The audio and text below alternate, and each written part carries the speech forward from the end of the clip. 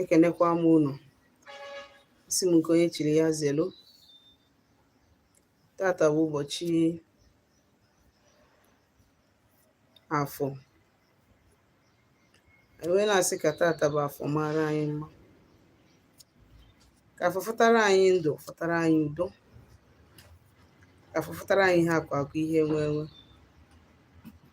Fụgboro anyị iro na-asị nwoke, iro na-asị nwaanyị. Akara aka anyị ji bi ụwa chakee pụta ife. Onye na-achụ anyị daa, ọ bịala egbu anyị gbuo onwe ya. Anyị si ka anyị pụta ife, ka anyị dị ude n'akara aka anyị. Ọ bụ n'otu anyị sikwa ya ka ọ ga-adị. Tata bụ ụbọchị Afọ na Nkwọ na Eke na Orie. Ahịa na-anọ n'ụbọchị na-anọ 5. Bụ ndị ọma njem ọnụ ekenekwa m unu. Afọ mbụ Nwada Gbarọma Ụzọ Mmiri. Ọmụ onye isi nchụaja na Gbarọma Ọdịnala Temple nke dị n'Enugu steeti. Ejikwa m ohere a wee were ozi ọma nke si n'aka ndị mụ na ndị egede wee bịa bụ ozi ndụ, ozi udo. Isiokwu anyị ji maka ya wee bịa tata bụ what we should know about seeking the vengeance from deities. Ihe anyị kwesịrị ịma gbasara ịgbakwuru mmụọ ka o mee gịnị, ka ọ lụọrọ anyị ọgụ.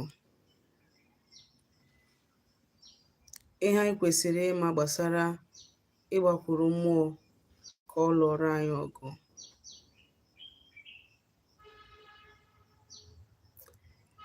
A lot of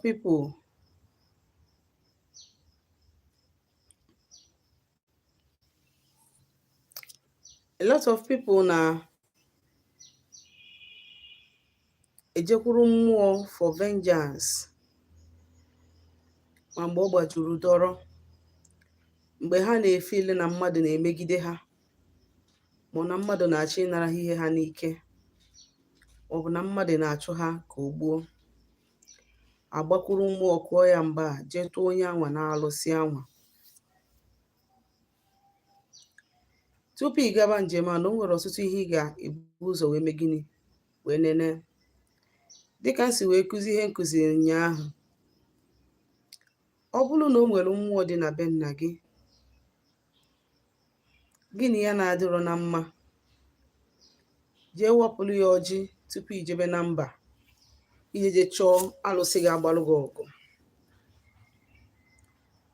Tupu ijebe na alụsị na-eburu gị agha, ọ bụrụ na mmụọ ahụ na unu ya adịrọzi na mma, ma na unu ya dị na mma, iwalụ ya ọjị, chụọrọ ya aja, gwa ya sị ya na njem ị chọrọ ije ka mmụọ dị otu a na ọlụ gị ọgụ ihe a na-eme gị. Maka na ọtụtụ n'ime anyị na-agba anyị sị na anyị na-eje ịtụ alụsị, anyị ebinye jee tụọ alụsị like that. Ị mara ịtụ alụsị na-enwe due processes. Enwere ebe isi pụta, and ebe isi pụta enwere mmụọ na-echekwaba ngwụla anwụ isi pụta. Ya bụ mmụọ na-echekwaba ngwụla anwụ isi pụta, onye nwa ga-ebutere gị ụzọ utichi ụwa gị wee jebe njem ahụ. So na ihe izi ga-emebi ime gịnị, ịgwa mmụọ dị be nna gị, ịgwakwanụ aja na be nna gị, nekwa ihe ị na-eji ime, nekwa na onye dị otu a dị otu a mejọrọ ya, nekwa na onye dị otu a dị otu a chọrọ igbu ya, nekwa na onye dị otu a dị otu a na-anaghị ana ya n'ike, nekwa na onye dị otu a dị otu a na-ebodo ya ebubo, n'ịnakwara ha ọda ka inwe ike were gị na-ewe gaa n'iru. Ihe a ihe na-akpata na mgbe ụfọdụ anyị tụsịa mmadụ na-alụsị, ifukwa onye ahụ ọ na-aga. Ọ pụtara na onye ahụ emere ihe ahụ, ma na onye ahụ mere ya, mana e nwere errors na-esi anyị nwa n'aka due to na anyị dị haste, maka na anyị anụgo na mmụọ dị otu a na-alụ ọlụ dị otu a, ọlụ dị otu a. Ị marọkwanụ usoro eji ejekwuru ya bụ mmụọ, ịgbalụ nke gị gidigidi wee jebe. Ọkachasị ị na-anya na families anyị nwere na obodo anyị dị iche iche kịta, ịfụ na ọ dị ha pere mpe family, obodo ọbụla ị ga-abata, ịfụ na family jikọrọ aka ọnụ dị n'udo. Ọ bụrụ na nne na nwa ada agbawọ, ịma na nwanne na nwanne na-agbawọ, ma ọ na famili unu na nke ya ọnkụl ha na-agbawọ, mana unu na ndị ikwu nnu na-adịrọ na mma.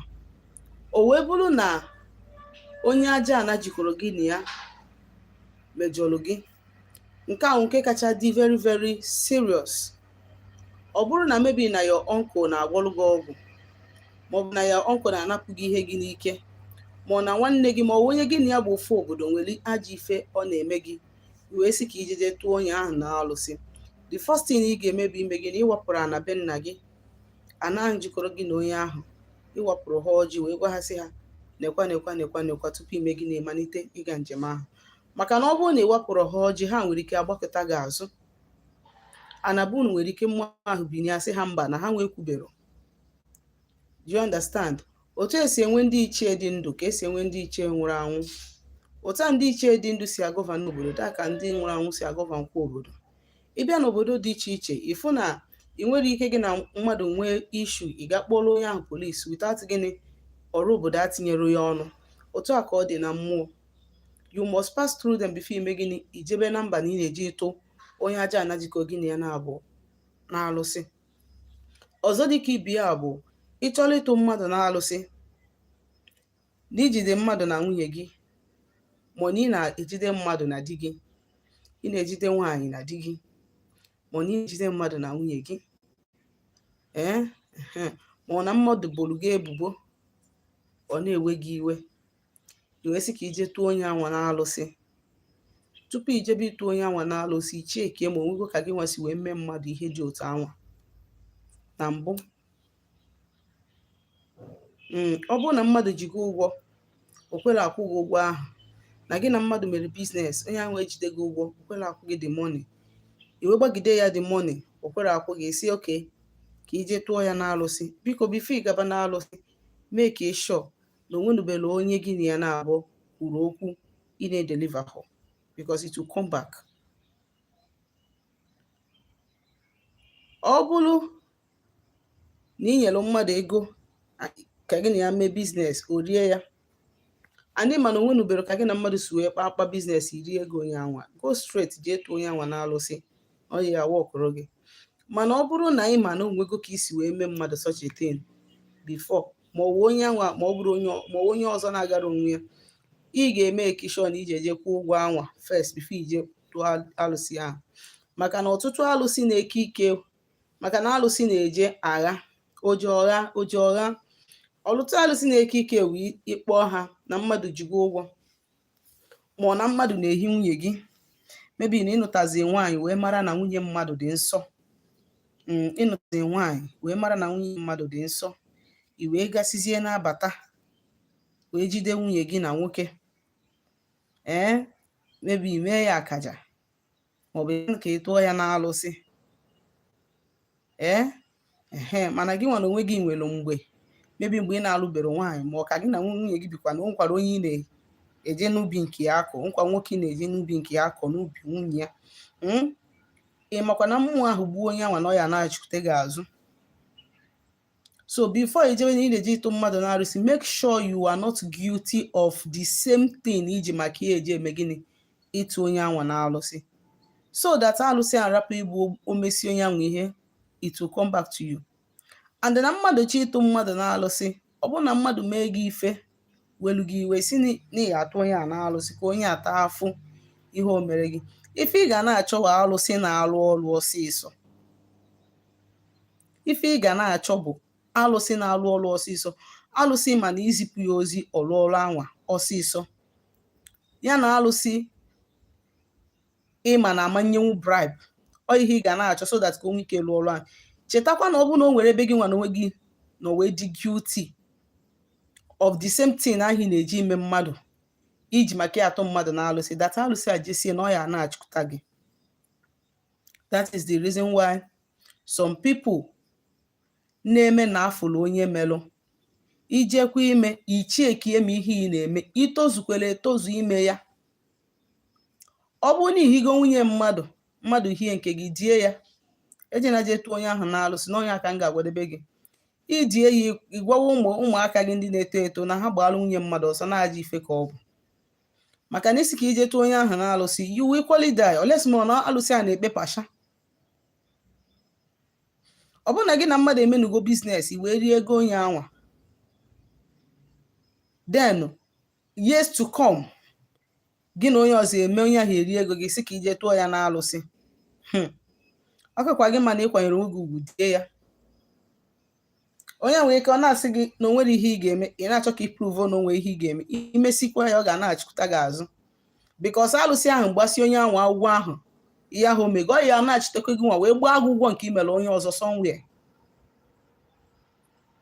Onye akpatara na ihe dị na alụsị ọ na-elu isi na abụ. Alụsị abụrụ ihe eji ọsọ agbakwuru. Alụsị abụrụ ihe eji, especially alụsị asị gị na alụsị a na-egbu mmadụ, na ịbịa petishọn na mmadụ ebe ahụ, ọ bụrụ na aka onye ahụ dịrị ọcha na ọ ga-egbu ya, ọ bụrụ ihe eji ọsọ agbakwuru.